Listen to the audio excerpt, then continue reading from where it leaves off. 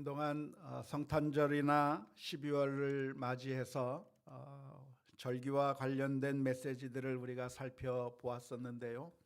이제 다시 로마서의 말씀을 다시 살펴보게 됐습니다. 오늘 레오가 아주 예쁜 목소리로 귀여운 모습으로 성경 말씀을 읽어줬는데요. 로마서 2장 17절부터 29절까지의 말씀을 오늘 살펴볼 차례입니다.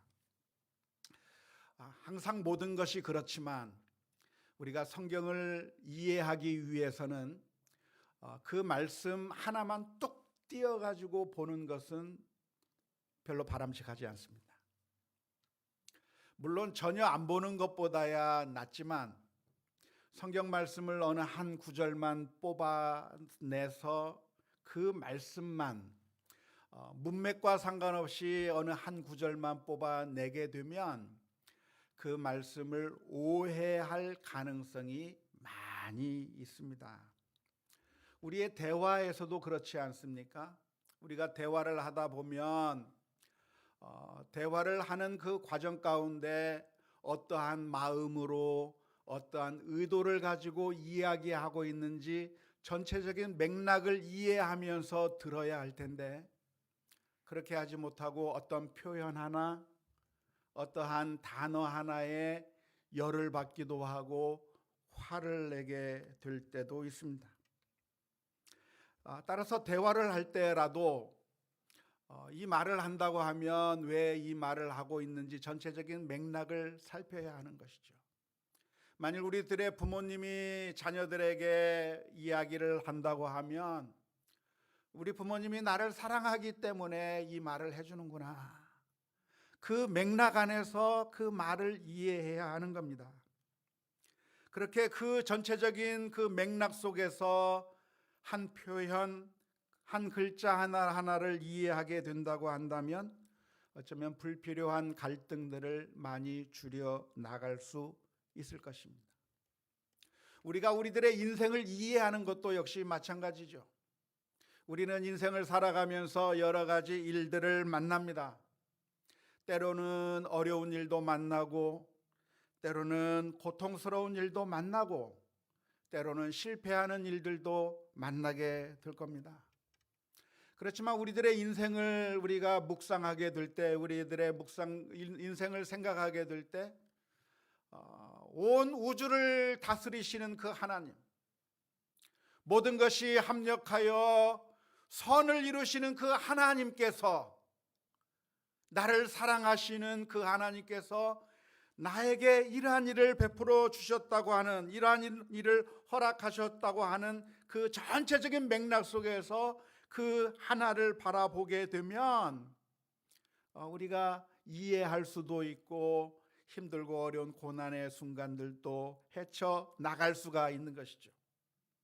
그런데 그 큰 그림을 보지 않고 지금 고난당하고 있는 것만, 지금 어려움 당하고 있는 것만, 지금 실패한 것만 바라보게 되면 하나님의 뜻을 발견하지 못하게 될 때가 많습니다. 따라서 항상 우리는 큰 그림이 무엇인가를 봐야 되는 것이죠. 성경을 읽을 때도 역시 마찬가지인데요. 전체적인 맥락이 무엇인가, 그 맥락을 놓치게 된다고 한다면 그러면 그 부분의 말씀들을 오해할 가능성들이 상당히 많이 있습니다.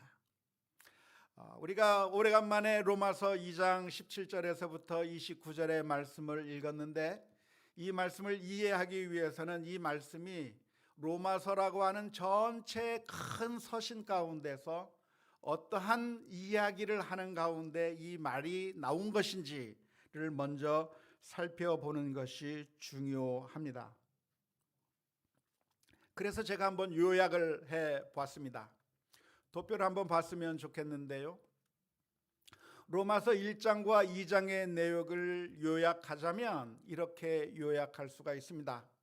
1장 1절에서부터 7절까지는 바울 사도가 로마에 있는 성도들에게 편지를 쓴다고 하는 인사말이 기록되어 있습니다.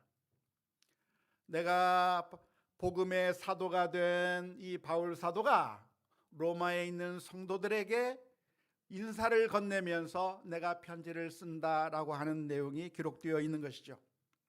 그 다음에 바울 사도는 본론으로 들어갑니다. 8절에서부터 17절의 말씀에서 바울 사도는 내가 로마를 방문하여 여러분들에게 은사를 나누어 주고 싶다, 복음을 함께 나누고 싶다고 하는 그런 소망을 피력하고 있습니다. 내가 여러분들에게 복음을 나누어 주고 싶은데 그 복음이라고 하는 것은 무엇인가? 그것은 하나님의 능력이 되는 것이기 때문에 나는 그 복음에 대해서 전혀 부끄러워하지 않으며, 이 복음이라고 하는 것은 무엇인가? 하나님의 의가 나타난 것이다.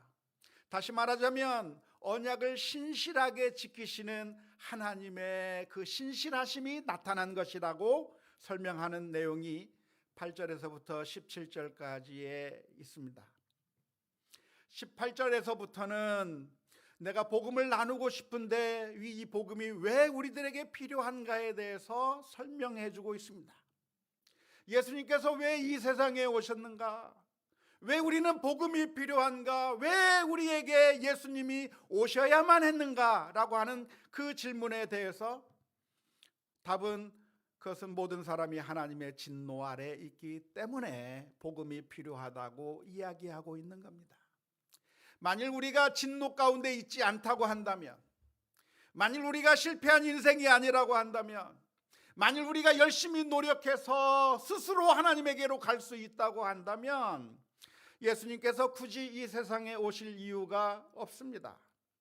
하지만 모든 사람들이 다 하나님의 진노 아래에 있기 때문에 복음이 필요한 것이고 예수님이 오셔야만 했다고 하는 것을 이야기하고 있는 것이 18절에서부터 2장 마지막 절까지의 말씀인데요.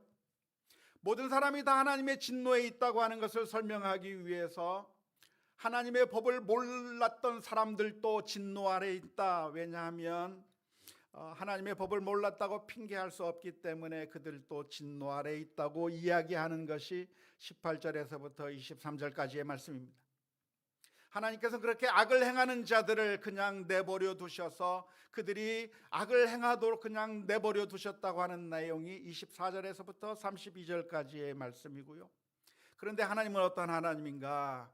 우리가 행한 대로 갚으시는 하나님, 선을 행하면 상을 주시고 악을 행하면 벌을 내려주시는 그 하나님이신데, 그런데 우리 모두가 다 선을 행한 것이 아니라 악을 행해서 다 하나님의 진노를 받을 수밖에 없다고 말하면서 율법을 가지고 있는 사람이든 율법이 없는 사람이든 모두가 다 심판을 받게 되었다고 하는 사실을 이야기하고 있는 그런 내용입니다. 율법이 없는 사람이라고 할지라도 그들에게는 심판할 기준이 없는 것이 아니라 이미 양심이라고 하는 기준이 있기 때문에, 하나님의 법을 이미 사람들의 마음 가운데 심어 놓았기 때문에 그 양심의 법에 따라 하나님의 심판을 받게 될 것이고 진노를 당하게 될 거라고 하는 것이 12절에서부터 16절까지의 말씀이고요. 오늘 우리가 읽은 17절서부터 29절까지의 말씀은 유대인들은 율법을 가지고 있지만, 그런데 그 율법을 가지고 있으면서도 율법대로 살지 않고 악을 행했기 때문에 결국 심판을 받게 되는 것이다. 다시 말하자면 유대인이나 이방인이나 모든 사람들이 다 하나님의 진노를 받을 수밖에 없다고 하는 것을 이야기하는 과정 가운데서 오늘 본문의 말씀을 말씀해 주고 있습니다. 전체적인 흐름이 이해가 되십니까? 네, 고개를 끄덕이시네요. 감사합니다. 반응해 주셔서. 하나님의 진노 아래에 모든 사람들이 놓여져 있기 때문에 그 어느 누구도 완벽한 사람이 없고 다 실패자들이기 때문에 예수님이 오셔야만 했다고 하는 이 사실을 설명하는 과정 가운데서 오늘 본문의 말씀을 해주고 계시는 겁니다. 오늘 본문의 메시지를 한마디로 요약하자고 한다면, 아무리 이스라엘 민족이 아브라함의 후손이라고 할지라도, 아브라함의 후손이요 언약의 백성이요 할례를 가지고 있는 사람들이요 율법을 가지고 있는 사람이라고 할지라도 그것 가지고 구원을 보장받는 게 아니라고 하는 것이 오늘 본문의 말씀입니다. 빌립보서 3장 13절에서부터 14절 말씀에 보면 이런 말씀이 기록되어 있습니다. 형제들아, 나는 아직 내가 잡은 줄로 여기지 아니하고 오직 한 일, 즉 뒤에 있는 것은 잊어버리고 앞에 있는 것을 잡으려고 표대를 향하여 그리스도 예수 안에서 하나님이 위에서 부르신 부름의 상을 위하여 달려가노라 라는 말씀이 있습니다. 그러니까 이 말씀은 목적을 이루었다는 얘기입니까? 아직 목적을 달성하지 못했다고 하는 이야기입니까? 아직 달성하지 못했다고 하는 이야기죠. 그런데 이 말을 한 사람이 누구죠? 사도 바울입니다. 사도 바울이 빌립보에 있는 교인들을 향해서 하는 말이, 여러분, 나는 완성 단계에 있는 사람이 아닙니다. 나는 아직도 부족합니다. 나는 아직 잡은 것도 아니고 아직 이룬 것도 아니고 아직 부족한 사람이고, 나는 저 표대를 향해서, 목적을 향해서 지금도 달려가고 있다고 이야기하고 있는 것입니다. 그런데 이 말을 한 사람이 누구냐면 다른 사람이 아니라 사도 바울이라고 하는 사람이 이런 말을 했다고 하는 것이 아주 놀랍습니다. 왜냐하면 사도 바울이야말로 정말 뛰어난 사람이었기 때문에 그렇습니다. 구약 성경 가운데서 가장 위대한 사람을 찾아내라고 한다면 여러분은 누구를 꼽을 수 있겠습니까? 아마 모세를 꼽을 수 있을 겁니다. 아마 다윗을 꼽을 수 있을 겁니다. 어쩌면 아브라함도 그 안에 집어넣을 수 있을 것 같습니다. 그러면 신약에서 위대한 사람을 꼽으라고 한다면 여러분 누구를 꼽을 수 있겠습니까? 예수님 빼고. 당연히 사도 바울이죠. 사도 바울이 어쩌면 신약 성경 가운데서 가장 두각을 드러낸 사람이 바로 사도 바울이라고 할 수 있을 겁니다. 그런데 그 사도 바울의 고백이 뭐냐면, 나는 완성된 사람이 아니다. 나는 아직 이루지 못했다. 나는 아직 달려가고 있는 중이다라고 고백하고 있다고 하는 것이 정말 놀라운 모습입니다. 사도 바울의 이 고백은 우리들이 흔히 가지고 있는 생각과는 정반대의 생각입니다. 우리들은 어떤 생각을 하냐면, 우리는 우리가 어떤 직책을 얻는다든가 우리가 어떤 직분을 얻게 되면 그것이 우리들의 얻어야 할 최종적인 목표일 거라고 생각하는 경향이 있습니다. 신앙적인 단계에 있어서 우리의 목표는 어디일까요? 처음 교회에 나왔습니다. 처음 교회에 나와가지고 예수님을 믿기 시작해서 어느 정도 신앙생활 하다 보면 세례를 받게 됩니다. 세례를 받고 어느 정도 신앙생활 하다 보면 서리 집사로 임명을 받게 됩니다. 또 서리 집사로서 어느 정도 사역하다 보면 몇 년이 지나면 그러면 권사가 되기도 하고 안수 집사가 되기도 하고 또 더 지나게 되면 장로님이 되기도 합니다. 그래서 어느 정도 그렇게 되면 내가 이룰 수 있는 것은 다 이루었구나. 내가 이제 권사가 됐고 내가 장로가 됐으니까 내가 올라갈 수 있는 만큼 가장 높은 곳에 올라갔을 거라고 생각하는 그런 경향이 있습니다. 뿐만 아니라 어떤 분은 장로가 된 것으로도 만족하지 못해가지고 은퇴하신 이후에 목사가 되려고 하는 분들도 계십니다. 어쩌면 목사라고 하는 것, 이게 어쩌면 가장 최고의 신앙의 단계라고 생각하는 경향들이 있습니다. 그래서 예전에 부흥회를 했을 때는, 요즘은 잘 모르겠습니다만은, 예전에는 부흥회를 하거나 수련회를 하거나 여러 가지 그 중고등부 수양회를 간다든지 집회를 간다든지 하게 되면 강사 목사님께서 오셔가지고 막 집회를 한 다음에 마지막 날이 되면 헌신기도를 막 시켰습니다. 강사 목사님께서 헌신기도를 막 시키면서 그때 강사 목사님이 했던 말이 뭐냐면, 여러분 가운데 하나님이 종이 되겠다고 소원하는 사람 손 드십시오 그랬어요. 기억나십니까? 네, 그랬어요. 여러분 가운데 하나님이 종이 되겠다고 하는 사람 일어서세요. 선교사가 되겠다고 하는 사람 일어서세요. 여자분들 가운데 사모가 되겠다고 하는 사람 일어서세요. 우리 제 아내는 사모가 되겠다고 하는 거에 안 일어섰어요.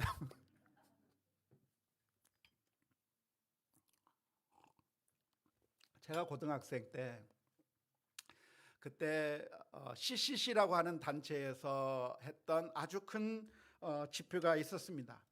나는 찾았네라고 하는 그런 집회가 있었는데요. 전국에서 수많은 학생들이 몰려들었습니다. 장충체육관에 몰려들어가지고 그 장충체육관 정말 큰 곳에서 전국 각지에서 몰려든 중고등부 학생들이 다 그 자리에 앉아서 집회를 하고 있는데, 그때 강사 목사님이 누구셨냐면 김준곤 목사님이셨습니다. 그 김준곤 목사님께서 그때 무슨 설교를 했는지 정확하게 잘 기억나지는 않지만 아마도 이사야서의 말씀을 했던 것 같아요. 누가 우리를 위하여 갈고, 내가 누구를 보내며 누가 우리를 위하여 갈고, 하나님께서 우리를 불러주신다고 하는 그 메시지를 전한 다음에 김준곤 목사님께서 외쳤습니다. 여러분 가운데 목사가 되기를 소망하시는 분이 계십니까? 선교사가 되실 분이 계십니까? 그 자리에 일어서십시오. 그래가지고 제가 벌떡 일어났어요. 그러면서 제 마음이 뜨거웠어요. 내가 주의 종이 돼야 되겠다라고 하는 그런 뜨거운 마음을 가지고 제 자신을 하나님 앞에 드리겠다고 헌신했는데, 그때 제 어렸을 때 나이에 그때 생각했던 것이 무엇이냐면, 목사가 되는 것, 선교사가 되는 것, 주의 종이 되는 것이야말로 가장 고상한 그런 목적이라고 그렇게 생각이 되었습니다. 그리고 신학 공부를 하고 나중에 목사 안수를 받았는데요. 제가 26세 아주 새파란 나이에 목사 안수를 받게 됐습니다. 군대에 들어가야 했기 때문에 저는 좀 일찍 받았는데요. 아직 새파란 그 나이에 목사 안수를 받게 되자 우리 교회에서 계셨던 아주 나이가 지긋하신 장로님께서 제게 다가와서 고개를 숙이며 목사님 하면서 제게 존댓말을 할 때 제가 엄청나게 황송한 느낌을 받았는데, 그때 생각이 무엇이냐면, 목사라고 하는 것이 가장 높은 신앙의 단계인가? 라고 하는 그런 생각이 들었습니다. 그런데 정말 그런가요? 내가 목사만 되면, 내가 권사가 되고 내가 장로가 되면 우리가 올라갈 수 있는 가장 높은 신앙의 단계로 올라간 것일까요? 그런데 오늘 본문의 말씀 가운데서, 빌립보서 3장의 말씀 가운데서 바울 사도는 이렇게 이야기하는 겁니다. 그게 아니다. 나는 내가 잡은 줄로 여기지 않는다. 바울 사도는 이미 사도라고 하는 반열에 올라갔습니다. 그러니까 어쩌면 가장 높은 위치에 신앙의 단계 가운데 올라간 것처럼 생각이 됐는데, 그 사도 바울이 생각하기를 나는 사도다, 내가 이래봬도 사도라고 그렇게 이야기한 것이 아니라, 나는 아직 이루지 못했다, 나는 아직 잡지 못했다, 나는 아직 부족하다고 이야기하고 있는 겁니다. 왜냐하면 사도가 되어도 만일 그 사도가 하나님의 뜻대로 순종하지 않는다고 한다면 아무 의미가 없는 것이기 때문에 그렇습니다. 예수님의 12 제자도 역시 마찬가지였을 겁니다. 예수님께서 오셔서 수많은 사람들을 가르치셨을 때 예수님 주변에 수많은 사람들이 몰려들었습니다. 그들 가운데서 예수님께서 특별하게 선택한 사람들이 어쩌면 70인의 제자들이 있었습니다. 그런데 그 70인의 제자들보다도 더 이너서클에 누가 있었냐면 12제자가 있었던 겁니다. 그래서 12제자로 뽑히게 된다고 하면 얼마나 영광스러운 직분이겠습니까? 가장 높은 곳에 올라갔을 거라고 생각이 되는데요. 그런데 그 12제자 가운데 누가 있었죠? 가룟 유다가 있는 거예요. 12제자면 뭐예요? 예수님을 돈 받고 팔아버린 배신자가 12제자 가운데 있었던 겁니다. 베드로는 어땠습니까? 베드로는 12제자들 중에서도 특별하게 더 이너서클 안에 들어간 사람입니다. 예수님께서 특별히 3명을 더 사랑하시고 더 붙들어 주셨는데요. 베드로, 야고보, 요한은 늘 더 안에서 활동하게끔 그렇게 만들어 주신 것 같습니다. 그러니까 베드로라고 하는 것은 그야말로 어쩌면 제자들 중에서 수장이라고 할 수도 있는 그런 사람이었을 겁니다. 그런데 그런 베드로를 향해서 예수님께서 하신 말씀이 무엇이냐면 사탄아 내 뒤로 물러가라 그랬어요. 너는 하나님의 일을 생각지 않고 사람의 일만 생각한다고 말씀하신 거예요. 예수님의 가장 이너서클 안에 들어가는 것이 중요한 것이 아니라 내가 하나님의 말씀대로 순종하는 것이 훨씬 더 중요하다는 이야기입니다. 그런 예를 우리가 성경에서 얼마든지 많이 찾아볼 수가 있겠는데요. 제사장이 되는 것 얼마나 거룩한 일입니까? 그런데 그 제사장이 예수님을 빌라도에게 넘겨주는 일을 했다고 한다면 제사장이라고 하는 그 의미가 없는 것이죠. 오늘날에도 그런 예를 얼마나 많이 경험합니까?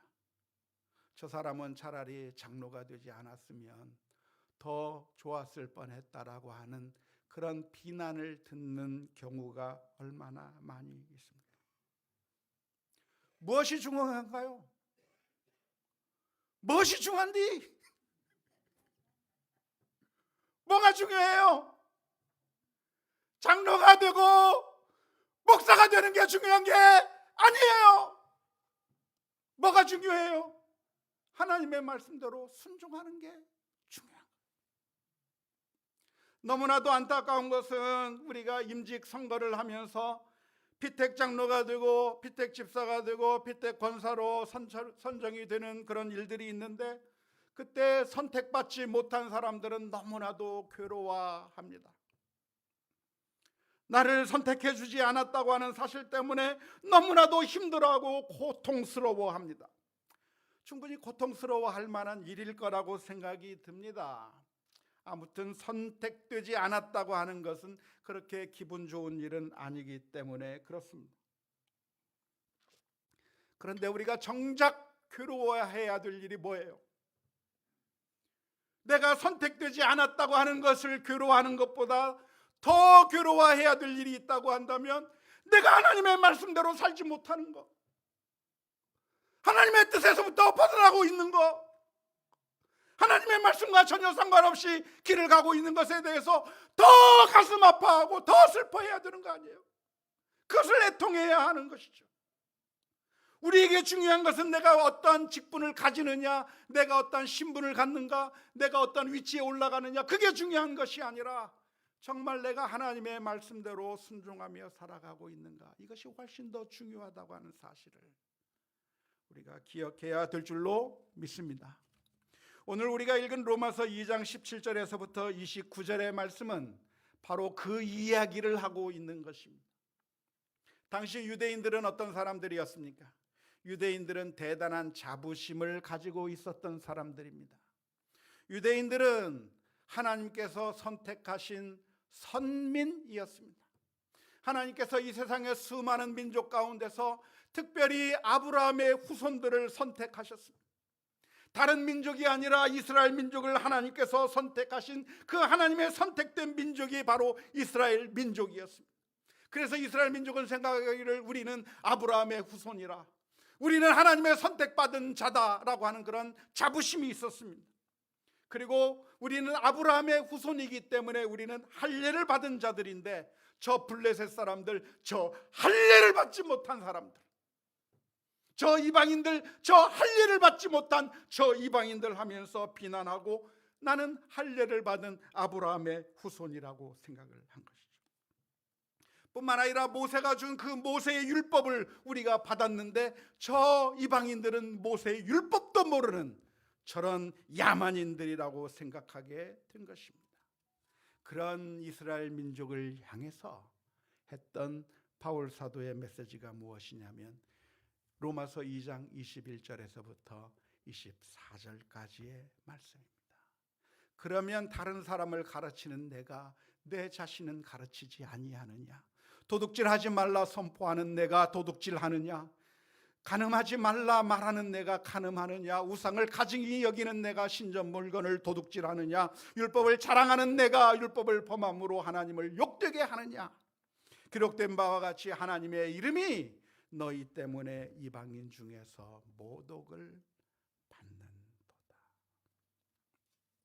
유대인이라고 하는 그 사실이 자동으로 구원받을 수 있는 표가 아닌 것이고 보장이 되지 않는다는 것이죠.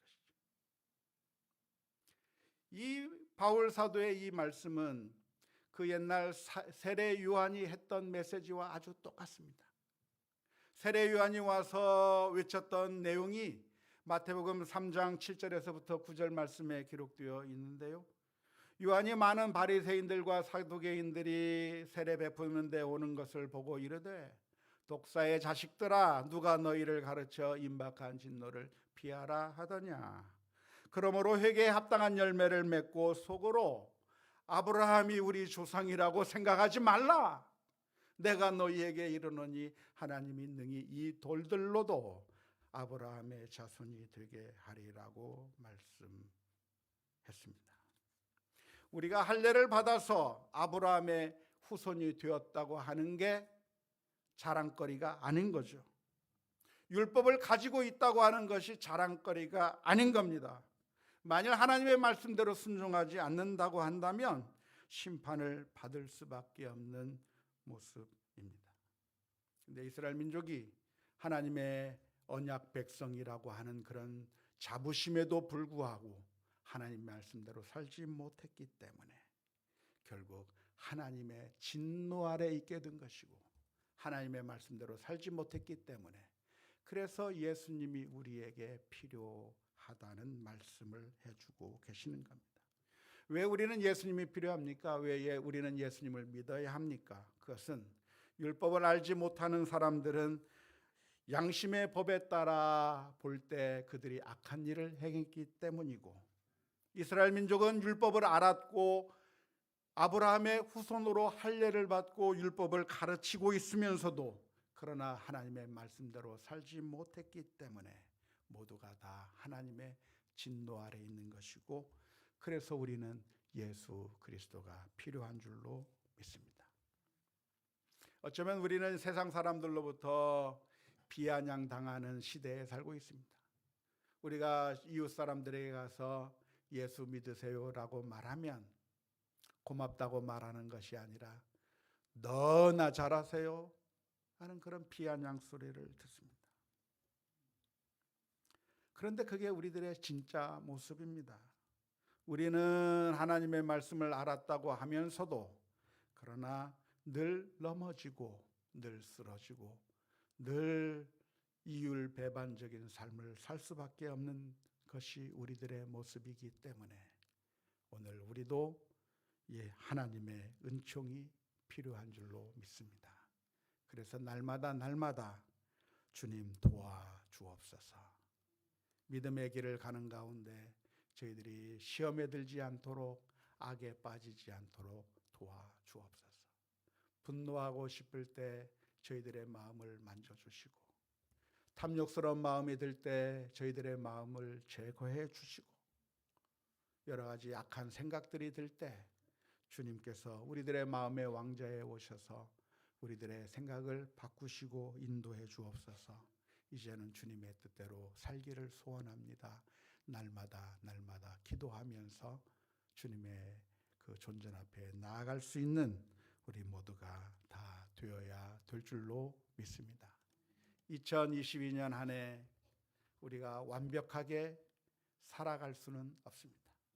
바울 사도의 고백처럼 나는 아직 잡은 줄로 여기지 아니하고 표대를 향하여 달려간다고 했는데, 오늘 저와 여러분들의 삶 가운데서 그러한 표대를 향해서 달려갈 수 있는, 그리고 넘어질 때마다 주의 십자가 바라보며 다시 일어설 수 있는 우리 모두가 다 될 수 있기를 주님의 이름으로 축원합니다.